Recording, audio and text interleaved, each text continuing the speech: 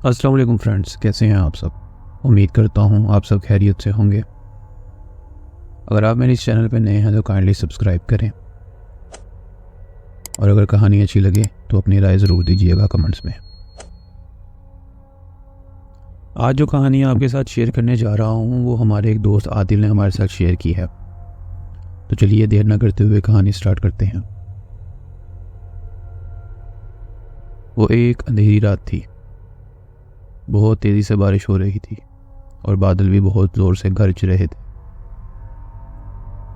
ऐसे मौसम में घर से निकलना बेवकूफ़ी थी, और ये बेवकूफ़ी साजिद और उसके 3 दोस्त कर चुके थे। साजिद, वाजिद, तानिया और सहर विक्रम ने अपने घर से निकले थे। वो अपने घर के करीब ही एक गार्डन में बैठे हुए थे कि इतने में साजिद बोला, यार वाजिद, क्या सुहाना मौसम है, क्यों ना लॉन्ग ड्राइव पे चला जाए। साजिद बोला, यार पागल हो तुम, मौसम देखा है, इतनी बारिश में कहाँ जाएंगे, वो भी लॉन्ग ड्राइव पे। सहर बोली, वाजिद तुम्हारा दिमाग खराब हो चुका है। वाजिद ने कहा, इसका मतलब है तुम बारिश से डरती हो, और हंसने लगा। मैं डरती वरती नहीं हूँ, मैं तो बस तुम्हें यह कह रही थी कि ऐसे मौसम में लॉन्ग ड्राइव पर जाना मुनासिब नहीं। फिर सहर ने कहा, वैसे जाना कहाँ है। साजिद बोला, वो मेरे पापा का फार्म हाउस है ना, वहाँ चलते हैं। सहर बोली, क्या इतनी दूर। काफ़ी बहस होने के बाद उनमें डिसाइड हो गया कि हाँ ठीक है, हम लॉन्ग ड्राइव पर चलेंगे। 2 मिनट के बाद साजिद अपनी कार ले आया और सब कार में बैठ गए। अभी वो कार चलाने ही वाले थे कि मौसम और ख़राब हो गया, हवाएं तेज़ हो गई।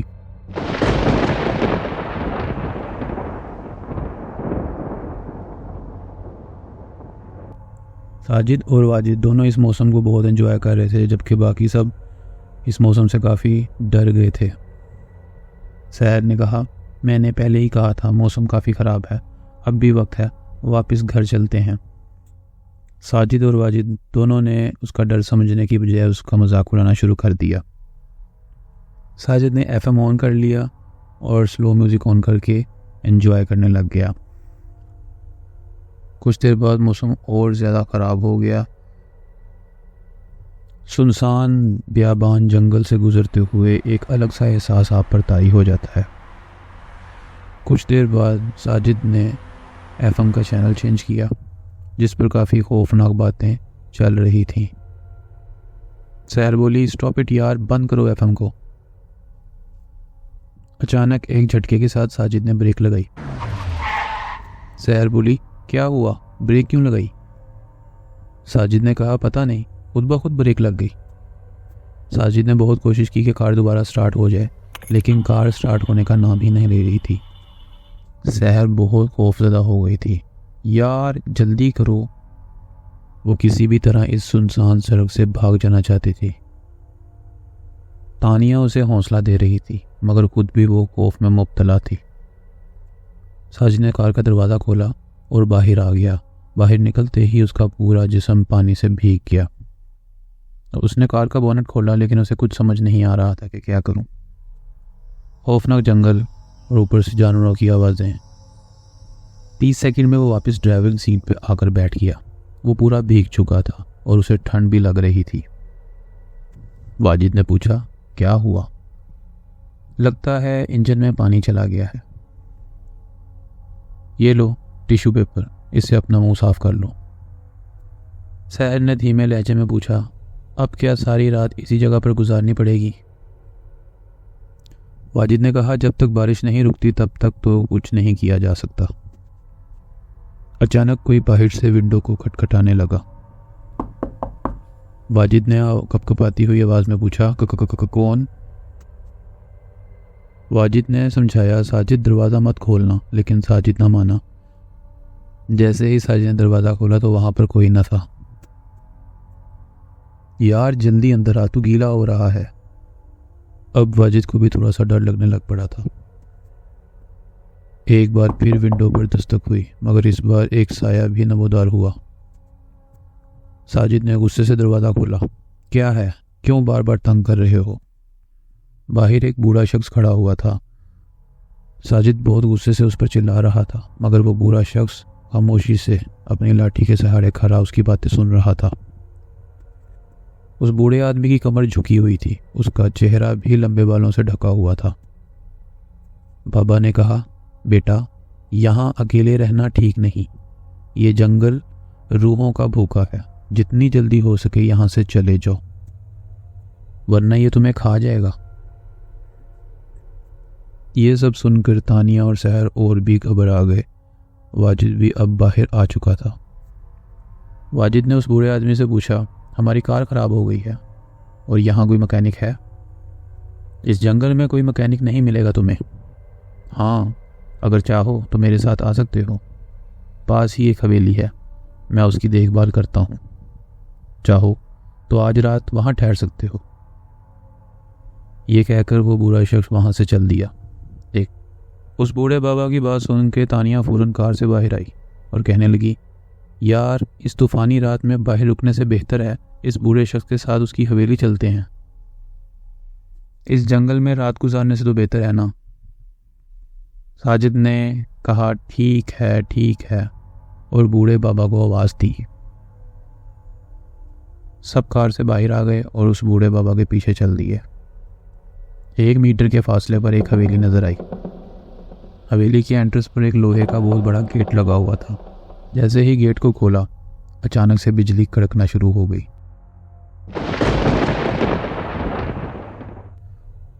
और सब ने पहली बार इस हवेली को उस चमकती हुई बिजली में देखा। पूरी हवेली पर स्याही छाई हुई थी। एक अजीब सी आहट इस हवेली के बाहर से ही सुनी जा सकती थी। बूढ़े बाबा ने आगे होकर दरवाज़ा खोला। 10 फुट लंबा और 5 फुट चौड़ा, मगर एक वहशत जरूर रखता था। सब अंदर चले गए। सब दोस्त बारिश में मुकम्मल तौर पर भीग चुके थे और सबको ठंड भी लग रही थी। हवेली के अंदर अंधेरा था, बस बिजली की चमक से ही अंदर रोशनी आती थी। सामने एक सोफा पड़ा हुआ था जिसे फटे पुराने कपड़ों से ढका हुआ था। दाईं जानिब 60 की दहाई का डाइनिंग टेबल पड़ा हुआ था। बाईं तरफ एक कमरा था जो कि किचन जैसा ही लग रहा था। एक आहट वहां मुसलसल आ रही थी।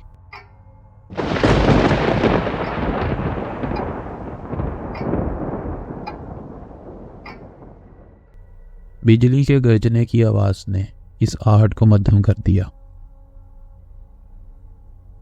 तानिया बोली, कितनी सुनसान है यह हवेली। अचानक दरवाजा बंद होने की आवाज आई। सब ने मुड़कर देखा, वहां कोई ना था। सहर ने कहा, ये दरवाजा। बूढ़े बाबा ने कहा, ये हवेली सालों पुरानी है। सब दरवाजे जाम हो चुके हैं, कब खुलते हैं कब बंद होते हैं पता ही नहीं चलता। खैर, तुम ऊपर चले जाओ, आराम करो। वो बूढ़ा शख्स किचन में चला गया और फिर 4 कैंडल्स हाथ में जलाकर ले आया। ये लो, यहाँ रोशनी सिर्फ इन्हीं से होती है। और याद रहे, चाहे कुछ भी हो जाए, अपने कमरे से बाहर ना निकलना, वरना। एक खौफनाक हंसी के साथ हंसता हुआ वो वापस किचन में चला गया। किचन में जाते ही वो हंसी भी गायब हो गई। सब धीमे कदमों से सीढ़ियां चढ़ने लगे। ऊपर वाली मंजिल पर 4 दरवाजे थे। सब एक एक कमरे में चले गए। तानिया कमरे में दाखिल हुई। कमरे में सिर्फ एक टूटा हुआ बेड था जिसको एक काले कपड़े से ढका हुआ था और एक टूटी हुई अलमारी। दीवारों पर जानवरों की पेंटिंग्स लगी हुई थी। तानिया ने कैंडल को बेड पर रखा और अलमारी की तरफ चली गई। जैसे ही उसने अलमारी का दरवाज़ा खोला तो एक मांस उस पर आ गिरा और उसकी चीख निकल गई। अरे, ये तो मास्क है। मैं ऐसे ही डर गई। अलमारी में एक चादर पड़ी हुई थी। उसने उसे उठाया, ओढ़ा और बेड पर जा लेटी। कुछ देर ही हुई थी कि एक चीख की आवाज आई। तानिया फुल डर गई, उठ बैठी। कदमों की आहट उसे सुनाई देने लगी। वो डरते हुए दरवाजे के करीब गई। कौन है, कौन है? मगर कोई जवाब ना आया। उसने दरवाज़ा खोला मगर वहां कोई ना था। लंबे सांस लेते हुए वो आगे बढ़ी मगर अंधेरे में उसे कुछ नजर ना आया। वो अपने बाकी दोस्तों के कमरों की तरफ बढ़ रही थी कि अचानक बिजली कड़की और रोशनी में उसने देखा तो उसकी आंखें फटी की फटी रह गईं कि वहां कोई दरवाजे थे ही नहीं। जिन दरवाजों से सहर, वाजिद और साजिद अपने कमरों में दाखिल हुए थे सब गायब हो गए थे। साजिद, वाजिद, सहर, वो चिल्लाने लगी। वो वापस मुड़ी तो एक और झटका लगा। उसके कमरे का भी दरवाज़ा नहीं था, सिर्फ दीवार थी। वो बहुत घबरा गई। अचानक उसे एक साया नजर आया और अचानक से वो गायब हो गया। हर तरफ अंधेरा छा गया। वो चिल्लाने लगी मगर वहां कोई ना आया। दूसरी जानिब करवटें बदल बदल कर साजिद का जिस्म हल्का हो गया। वो नई जगह पर था और कपड़े भी उसके गीले थे जिस वजह से वो सो नहीं पा रहा था। उसने दीवार की तरफ करवट ली। ऐसा महसूस हुआ कि कोई उसके साथ लेटा है। उसने धीरे से पीछे देखने की कोशिश की मगर अंधेरे में कुछ नजर ना आया। अचानक बिजली कड़की और दीवार पर एक साया नजर आया। वो चौंक कर उठ बैठा, पीछे मुड़कर देखा मगर वहां कोई ना था। खौफ उसके चेहरे पर जाहिर होने लगा। कदमों की आवाज़ कमरे से बाहर सुनाई देने लगी। उसने हाथ में कैंडल ली और नंगे पांव दरवाज़ा खोला। बाहर कोई भी नहीं था, सिर्फ अंधेरा और वहशत थी। वो आगे बढ़ा और उसने वाजिद के कमरे का दरवाज़ा खटखटाया। उसने दरवाज़ा ना खोला। अचानक सहर के कमरे से एक चीख की आवाज़ आई। वो सहर के कमरे की तरफ भागा। सहर, तुम ठीक हो? दरवाज़ा खोलो। वो दरवाज़ा खटखटाने लगा मगर कोई जवाब ना आया। चीख भी गायब हो गई। उसे ऐसा महसूस हुआ कि कोई उसके पीछे है। उसने जैसे ही मुड़कर देखा मगर वहां कोई ना था। अचानक उसकी तानिया के कमरे पर नजर पड़ी। उसका दरवाज़ा आधा खुला हुआ था। वो आगे बढ़ा, कमरे में दाखिल हुआ मगर वहां तानिया मौजूद ना थी। उसने तानिया को आवाज़ दी, तानिया, तानिया। वो चलते चलते सीढ़ियों की तरफ बढ़ने लगा। किचन से आहट सुनाई दी। तानिया, ये तुम हो? उसने नीचे झुकते हुए पूछा मगर कोई जवाब ना आया।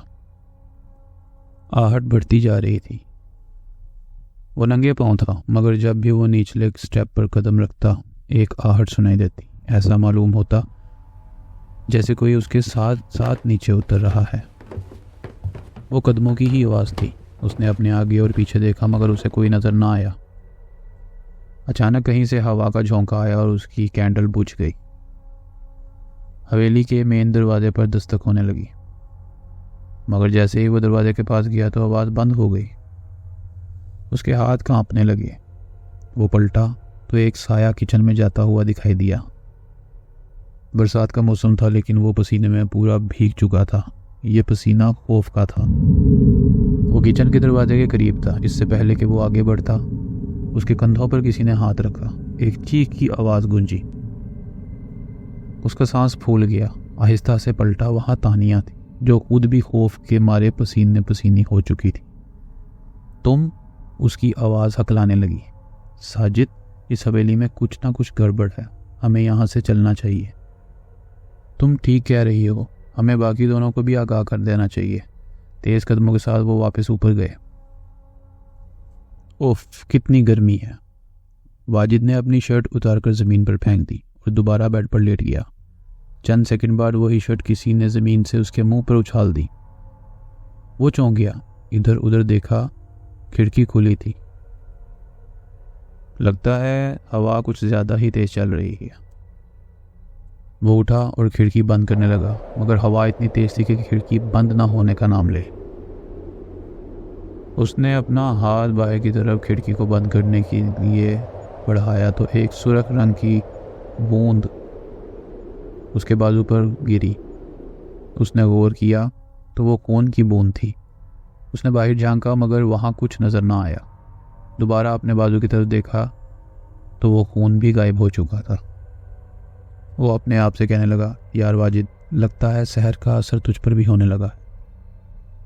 और चेहरे पर मुस्कुराहट थी मगर ये मुस्कुराहट इस वक्त गायब हो गई जब उसने अपनी टी शर्ट पर खून के छींटे देखे। उसने बिल्कुल इग्नोर कर दिया और खिड़की बंद करके वापस जाकर लेट गया। जैसे ही वो लेटा, एक तेजदार खंजर का साया उसको दीवार पर नजर आया।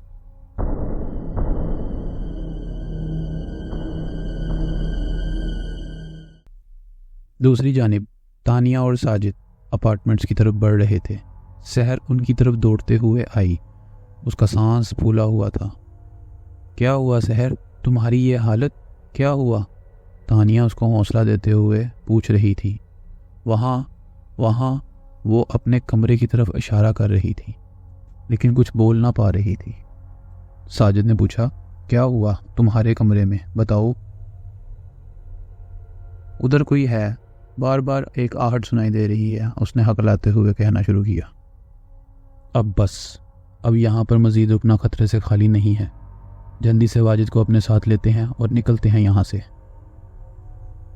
वो वाजिद के कमरे की जानिब बढ़ रहे थे। वो चल रहे थे, अचानक साजिद को अपने पाँव गीले महसूस हुए। हर तरफ अंधेरा था, कैंडल भी बुझ चुकी थी। वाज़ेह तौर पर कुछ भी दिखाई नहीं दे रहा था। यहाँ कुछ है, मेरे पाँव गीले हो रहे हैं। सबकी नज़रें ज़मीन पर थीं। बिजली दोबारा चमकी, सबके रोंगटे खड़े हो गए। साजिद के पाँव खून में सुर्ख हो चुके थे। खौफ के मारे उसके हाथ से कैंडल नीचे गिर गई। तानिया और सहर ने एक दूसरे को दबोच लिया। इन दोनों की सिसकियां हवेली में गूंजने लगी। उन्होंने देखा कि खून आ कहाँ से रहा है। जैसे ही उनकी नज़र गई, आंखें खुली की खुली रह गईं। खून वाजिद की लाश से आ रहा था। उसका सर कटा हुआ था, आंखें खुली थी। ये देखते ही सहर और तानिया की चीख निकल गई। साजिद को भी एक झटका लगा। साजिद ने दोनों का हाथ पकड़ा। चलो चलो यहाँ से। वो भागते हुए नीचे आए, मगर एक आहट उनका पीछा कर रही थी। मेन दरवाजे की तरफ जाते हुए एक आवाज़ ने सबको पीछे मुड़कर देखने पर मजबूर कर दिया। कहाँ जा रहे हो तुम सब? ये वाजिद की आवाज़ थी। तीनों उसे वहां देखकर डर गए। साजिद ने हकलाते हुए कहा, तुम, मगर तुम तो।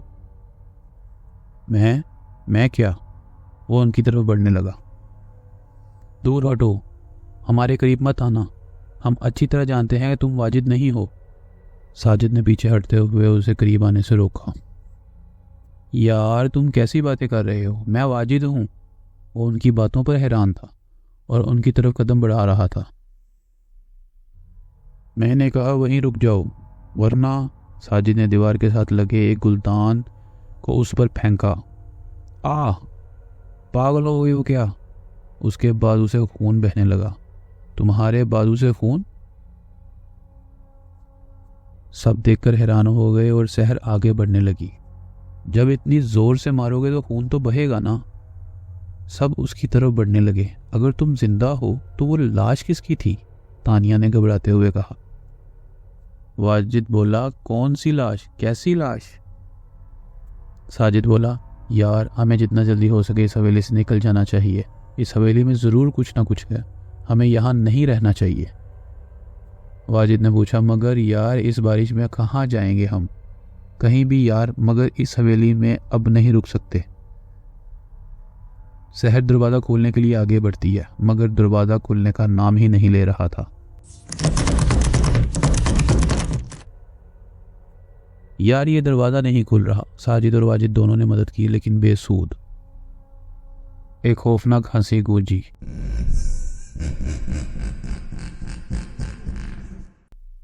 इस हवेली से निकलना इतना आसान नहीं है।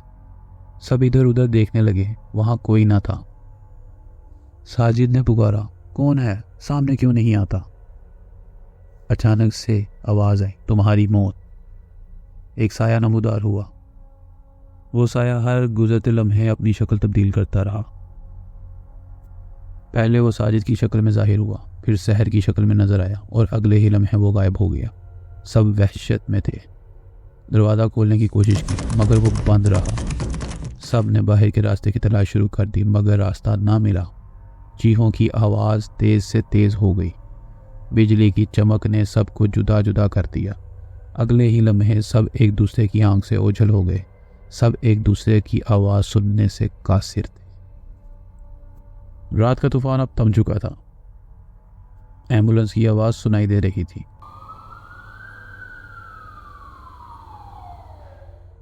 4 लाशें इनमें रखी जा चुकी थीं। सब इन लाशों की हालत को देख रहे थे और हैरान थे। 3 की मौत एक ही तरीके से हुई थी। तीनों ने अपनी नब्ज काट डाली थी, जिस पर किसी भी किस्म के खराशों के निशानात ना थे, सिवाय एक लाश के। उसका सर धड़ से जुदा था। एक तेज धार खंजर से उसका सर काटा गया था। खंजर भी आले के पास ही पड़ा हुआ था, मगर उस पर चारों की उंगलियों के निशानात थे।